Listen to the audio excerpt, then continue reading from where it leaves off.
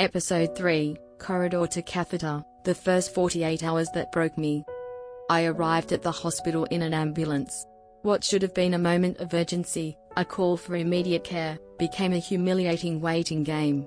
I was placed in a corridor for 2 hours. Alone. In pain. Begging for water. No privacy. No fluids. No urgency. It was my first sign that I wasn't going to be treated with care, or even basic respect.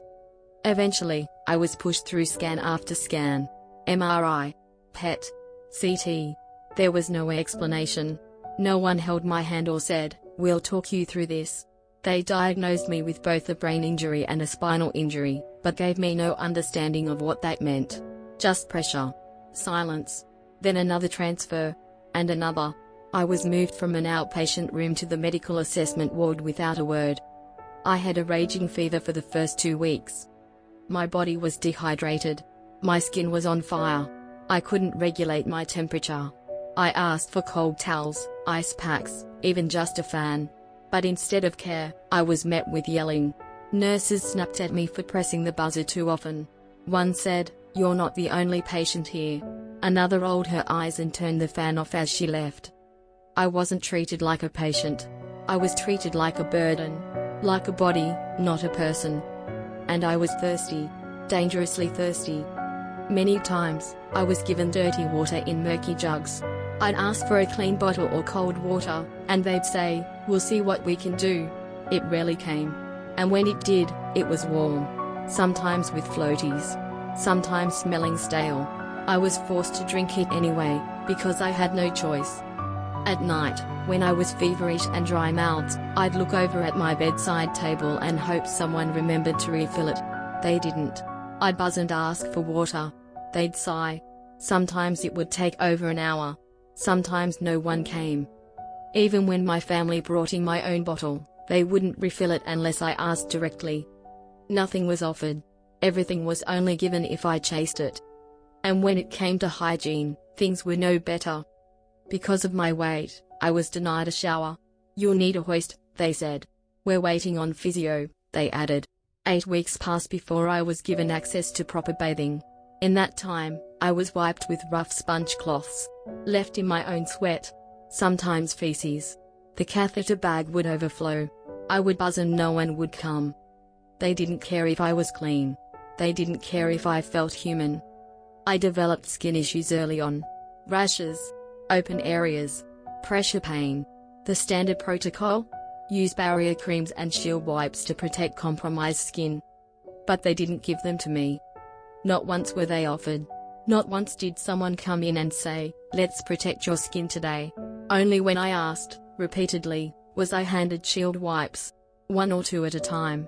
No explanation. No consistency. They knew I had skin issues. It was documented. Still, they withheld preventive care. Until I asked. And even then, it was reluctant. Everything I received, I had to fight for. Food was another reminder I wasn't seen equally. Other patients were greeted each morning with a smile and a warm plate, eggs, toast, fruit, yogurt. A friendly kitchen staff member walked room to room chatting and offering options. But me? Porridge. Every single day. No choice. No fruit. No butter. No kindness. Even when I asked for something different, it was met with a blank look or "We'll see." Then nothing.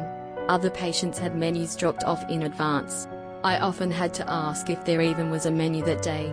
Sometimes I was told, "Oh, we must have missed you."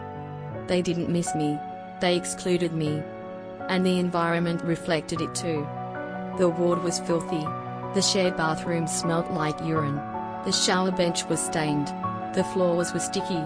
I was wheeled into that space and left there, to clean myself with half a cloth, no soap, and my legs soaked in cold water from the tiles. One day I slipped slightly because the floor hadn't been dried. No one helped.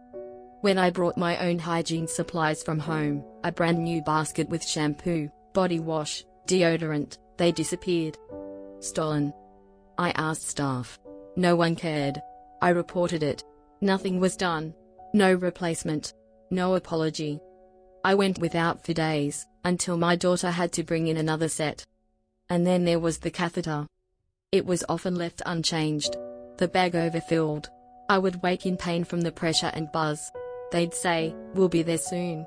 Hours later, I was still waiting. My groin soaked. My skin raw.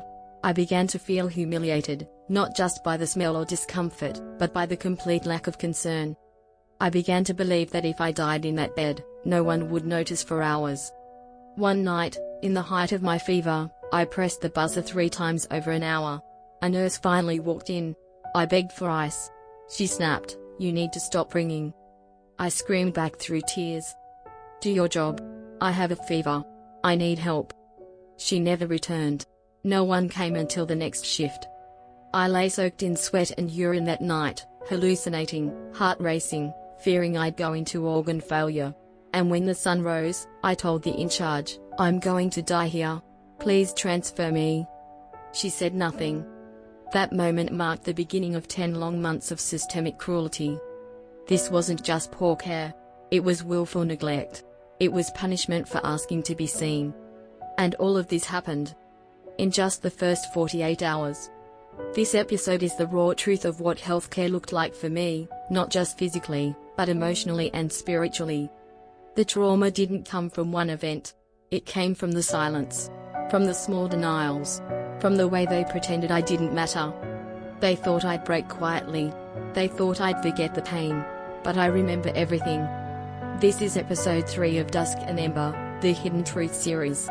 Corridor to Catheter, the first 48 hours that broke me. Follow the movement, at Justice for the Forgotten 2025 Patreon launching soon. Your support helps expose what they tried to bury. They erased my dignity, but not my voice. I turned every denial into documentation. And I will not be silenced.